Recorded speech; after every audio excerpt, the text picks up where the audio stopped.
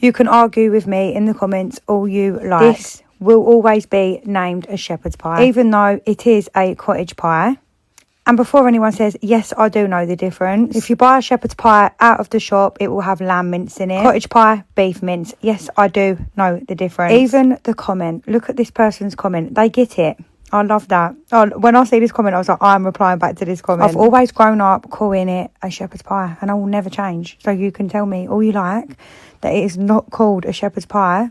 It is in my house. Now, I don't do nothing fancy with this. This is everything that I use to make it. I added in 2 of the sachets, a beef stock cube and some really thick gravy, some salt and pepper, some herbs, and some Worcestershire sauce. If I say that properly, I don't know. And then some peas and carrots. I always find using frozen peas is the best. And then these are the only carrots I had. They are the long carrots, but it's better than no carrots. And just by using what I use, it's delicious. Absolutely delicious. I never actually used to add the sachets. I used to just make it myself. I can show you that way when I next do it if you want me to. But I'm not going to lie, I do like the flavouring that the sachets give it. And then, as always, use your ice cream scooper to put your mashed potato on. Now, if I wasn't at work this day, I would have made this earlier in the day. If you put your mashed potato on while the mince is hot, it does start to sink. So it is better to let your mince cool down. But I didn't have time for that.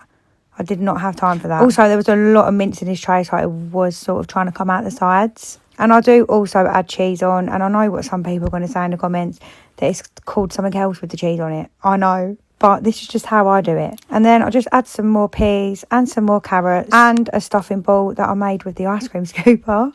And then some cauliflower cheese, but I do always put broccoli in mine. I actually prefer the broccoli with it, to be honest, but I just add both. And then some thick gravy. Sometimes I do love a bit of bread and butter with this, but I couldn't eat bread and butter. The dinner was too big.